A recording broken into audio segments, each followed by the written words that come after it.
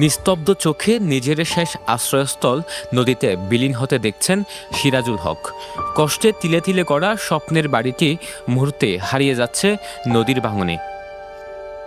রামুর কচ্ছপিয়ার দোছড়ির দক্ষিণ কুল পূর্বপাড়ার বাসিন্দা সিরাজুল হকের বসতভিটার অর্ধেক দুদিন আগেই নদীতে চলে গেছে। আজ হারানোর পথে বাকি অংশ। পরিবার নিয়ে কোথায় যাবেন সেই দুশ্চিন্তায় তিনি দিশেহারা। ভাঙতে ভাঙতে গত হালিয়া দুরুম অলরেডি কি গত বছর বেশি স্রোত পানির স্রোত যে নদীর স্রোতে কি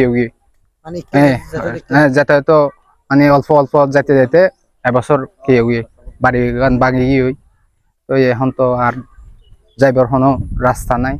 পেছনের দৃশ্যটি দেখে ইসলামিক জনপ্রিয় একটি গানের লাইন মনে পড়ে যায়।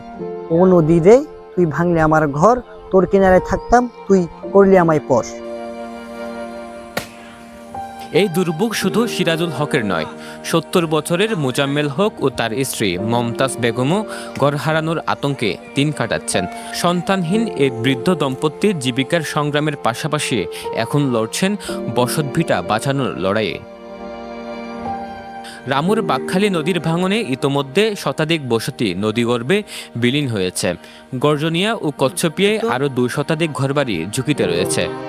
শিবাডুয়া আরে দুয়া আছিল ডর দুনুয়া গিয়ে আর হালার মাঝে গিয়ে হামা হাজাইব দিয়া না উপস্থিতা তো আরে ফুলো গিয়ে আরে নিচেও গিয়ে হামাক্কা যাইব। বর্ষার ডলইয়ে বা নদী ভাঙে রাহাতে গরিবের কিছু নেই।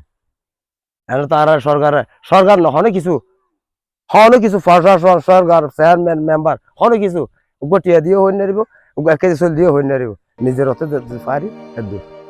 গত কয়েকদিনের টানা ভারী বর্ষণে রামুর বিভিন্ন জায়গায় বন্যা ও তীব্র নদী ভাঙন দেখা দিয়েছে।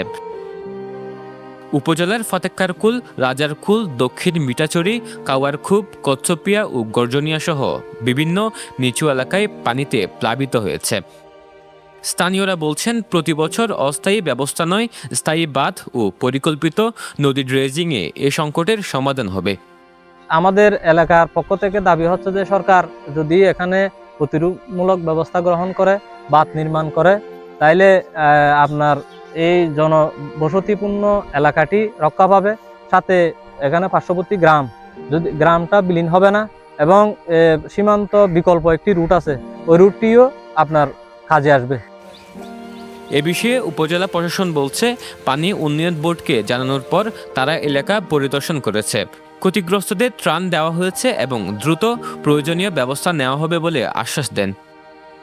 নদী ভাঙন তো আমরা ইতিমধ্যে পানি উন্নয়ন বোর্ডের সাথে কথা বলছি, ওনারা পরিদর্শন করিয়েছে।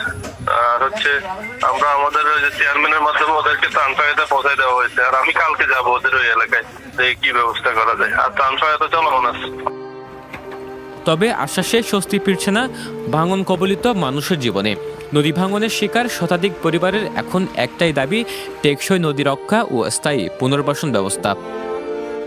সরোয়ার সাকিব, পেনুয়া নিউজ।